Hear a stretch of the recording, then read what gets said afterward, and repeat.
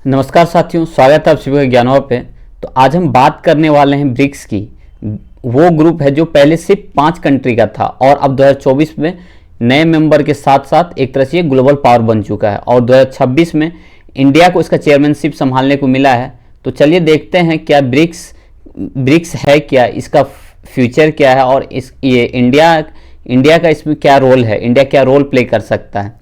तो इसकी शुरुआत करने से पहले आप लोग से निवेदन है कि जो भी हमारे चैनल पर नए हैं या आप लोग तक अगर ये वीडियो पहुंच रही है तो आप इस चैनल को सब्सक्राइब कर लीजिएगा ताकि फ्यूचर में आने वाले बहुत सारे इन्फॉर्मेटिव वीडियो आप लोग को मिल सके। चलिए इसकी शुरुआत करते हैं।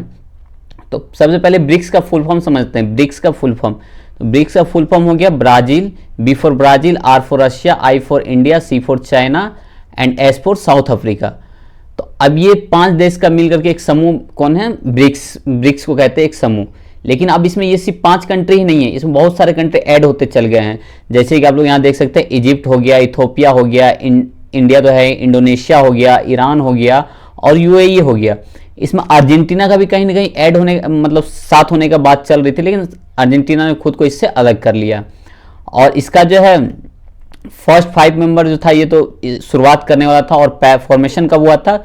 16 जून 2019 को हुआ था और पहला समिट ये रशिया में हुआ था, ब्रिक्स का फर्स्ट समिट। एक तरह से ये लोग एग्जाम पॉइंट ऑफ व्यू से आप लोग इसको याद कर सकते हो। और इसका जो पर्पस है वो क्या है? इकोनॉमिक एंड पॉलिटिकल पर्पस है, ना कि मिलिट्री पर्पस से ब्रिक्स का यूज किया जाएगा, बल्कि इकोनॉमिक एंड पॉलिटिकल पर्पस से ही ब्रिक्स का यूज किया जाएगा। और ये एक तरह से इकोनॉमिक ग्रुप, अब ये इकोनॉमिक ग्रुप नहीं रह चुका, ये एक तरह से पॉलिटिकल वॉइस है ग्लोबल साउथ की।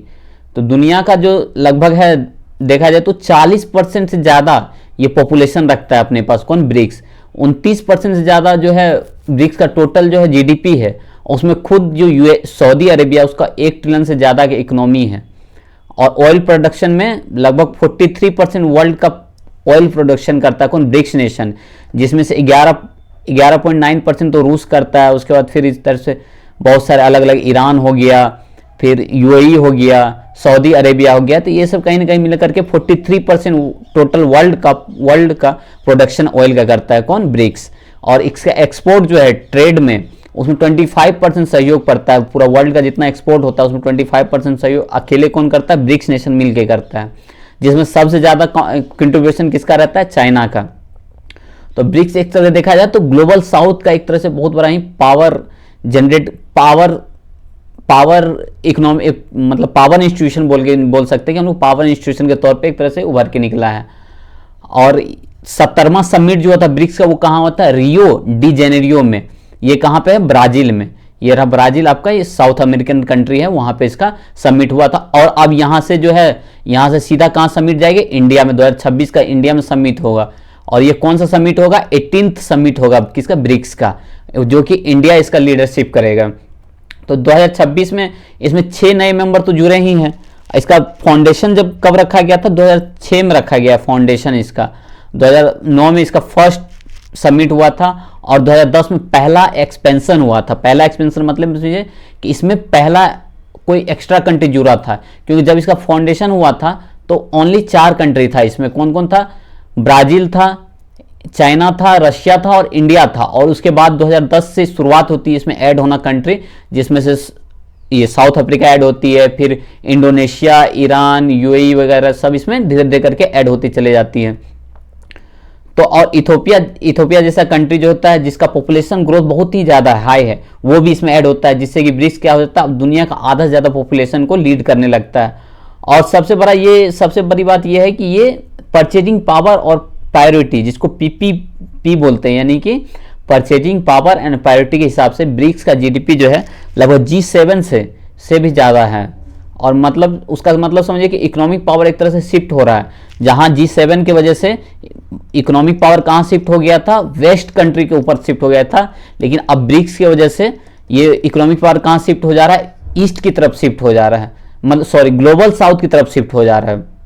तो एक तरह से ये देखा जाए तो ब्रिक्स एक तरह से बहुत ही उभरता हुआ इंस्टीट्यूशन बनते जा रहा है। और इसका जो मेन है सबसे ज़्यादा है कि इसको फंडिंग कहाँ से होती है? तो फंडिंग के लिए इसको एनडीबी बनाया गया है।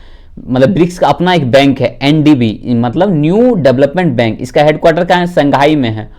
संघाई में इसका हेडक्वार्टर। इसको लीड कौन कर रहा है? डिल्मा रूसेफ जो है इसका चेयरमैनशिप कर रहा है, मतलब नेतृत्व कर रहा है इस बैंक का, एनडीबी का, ये न्यू डेवलपमेंट बैंक जो है, और इसका ऑथराइज कैपिटल जो है कितना, लगभग मतलब 100 बिलियन डॉलर का है। और ये एक तरह से किस पे फोकस कर रहा है, ये क्लीन एनर्जी, ट्रांसपोर्टेशन हो गया, फिर डिजिटल इंफ्रास्ट्रक्चर हो गया, सोशल इंफ्रास्ट्रक्चर हो गया, ये सब पे ये ज़्यादातर के फोकस कर रहा है। इसके ऊपर जो भी मतलब कंट्री इसके अगर फाइनेंस चाहता है कि हाँ एनडीबी से हमको फाइनेंस मिले, तो जो क्लीन एनर्जी के ऊपर काम करेगा, ट्रांसपोर्टेशन को अच्छा करना चाहेगा, सोशल इंफ्रास्ट्रक्चर बढ़ाना चाहेगा, जैसे वाटर हो गया, हेल्थ हो गया, सैनिटेशन हो गया, डिजिटल इंफ्रास्ट्रक्चर हो गया, जैसे कनेक्टिविटी फॉर ग्लोबल साउथ की, और जो कनेक्ट करने चाहे, फिर ट्रेड से रिलेटेड इंफ्रास्ट्रक्चर डेवलप करना होगा, उसके ऊपर फोकस रहता है इसका। तो एनडीबी एक तरह से लोकल करेंसी में भी फाइनेंसिंग दे रहा है, जैसे कि रुपये हो गया, यान हो गया, रैंड हो गया, ताकि डॉलर की डिपेंडेंसी को कम किया जा सकता है।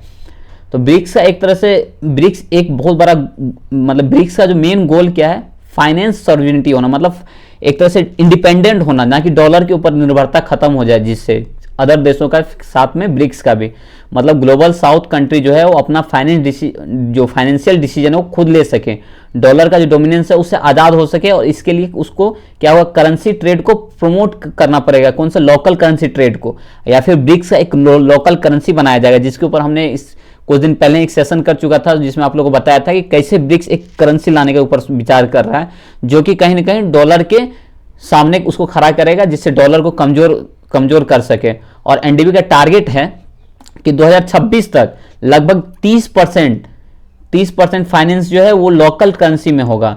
एक तरह से देखा जाए तो ये ऑटोनॉमी लाएगा, मतलब ब्रिक्स के नेशन में, साउथ ग्लोबल में एक तरह से ऑटोनॉमी लाएगा कि हाँ हम लोग 30% जो ट्रेड है या फिर फाइनेंस रिलेटेड जो भी चीज़ है उसमें उसी में हम लोग ट्रेड करेंगे, चाहे फिर रियाल हो गया, रुपये हो गया, यान हो गया, फिर रैंड हो गया, इस सब के ऊपर हम लोग इसी में ट्रेड करेंगे। तो एक तरह से देखा जाए तो बहुत बड़ी बात है ब्रिक्स के लिए, और कहीं ना कहीं ये अगर ऐसा सक्सेसफुल होता है, ये जो इसका मेन गोल है ब्रिक्स का 2030 तक, अगर तो कहीं ना कहीं डॉलर को एक तरह से नीचे, डॉलर को कमजोर करने का इन लोगों के पास क्षमता हो सकता है कि हाँ डॉलर को कमजोर किया जा सकता है। तो अब बात आती है कि 2026 में इंडिया जो है ब्रिक्स का करने वाला है, ब्रिक्स का चेयरमैनशिप बनेगा। तो इसका जो ऑफिशियल है वो ऑफिशियल लोगो इंडिया रिलीज कर चुका है, और वो ऑफिशियल लोगो क्या है, लोटस है। लोटस क्या है, जो नेशनल फ्लावर है इंडिया का, उसको बनाया गया है लोटस। अब लोटस को जो बनाया गया तो उसमें बहुत सारे अलग अलग उसका मतलब है, जैसे कि इसका ऑफिशियल लोगो में लोटस जो दिखाया गया है, तो उसमें जो मेन है वो क्या, रेजिलियंस को दिखाया गया, यूनिटी को दिखाया गया, हार्मोनी सिम्बलाइज करते हुए दिखाया गया। इंडिया का जो मेन प्रायोरिटी है वो रेजिलियंस हो गया, इनोवेशन हो गया, इनोवेशन, कॉर्पोरेशन और सस्टेनेबिलिटी के साथ उसको यहाँ पे दिखाएगा। उसका बहुत सारे सिग्निफिकेंस है, यहाँ पे देख सकते हैं लोग, रेजिलियंस हो गया, इनोवेशन हो गया, कॉर्पोरेशन हो गया, सस्टेनेबिलिटी के साथ इंडिया जो है ग्लोबल साउथ और वेस्ट के बीच एक ब्रिज का काम करेगा, बनने का काम कर रहा है, और क्लाइमेट फाइनेंस और डिजिटल इंफ्रास्ट्रक्चर पे भी फोकस कर रहा है।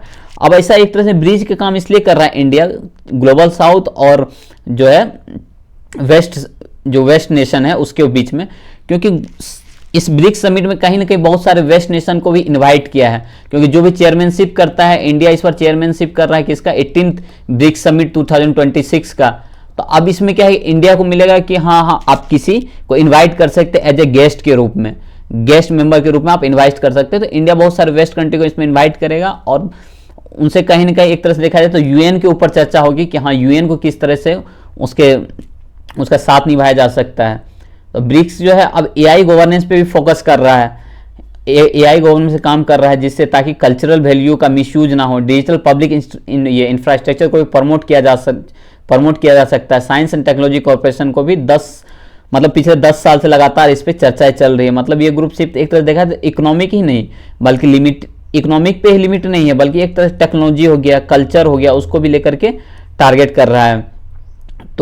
तो दोस्तों, क्या ब्रिक्स एक पावरफुल इंडिपेंडेंट ब्लॉक बन चुका है, या फिर एक मल्टीपोलर वर्ल्ड ऑर्डर की तरफ बढ़ रहा है? और 2026 में इंडिया इसका लीडरशिप संभालेगा, जिसका उद्देश्य क्या है, वासुदेव कुटुंबकम का मतलब उसका फिलोसफी है कि विश्व एक परिवार है, मतलब the world is one family. तो इसका फिलोसफी है भारत का वासुदेव कुटुंबकम। तो फ्यूचर में ग्लोबल गवर्नेंस अब ब्रिक्स के साथ शुरू हो रहा है, ये तो आने वाले समय में हम लोग को पता चल ही जाएगा। तो अब देखते हैं आगे क्या होता है। अगर आपको ये वीडियो पसंद आया हो, हमारे चैनल को जरूर से लाइक कीजिएगा, सब्सक्राइब कीजिएगा और अपने दोस्तों के साथ शेयर कीजिएगा, ताकि आने वाले आने वाले समय में और ज़्यादा इन्फॉर्मेटिव वीडियो आप लोग के लिए लाया जा सके। तो आज की वीडियो में इतना ही। थैंक यू, धन्यवाद।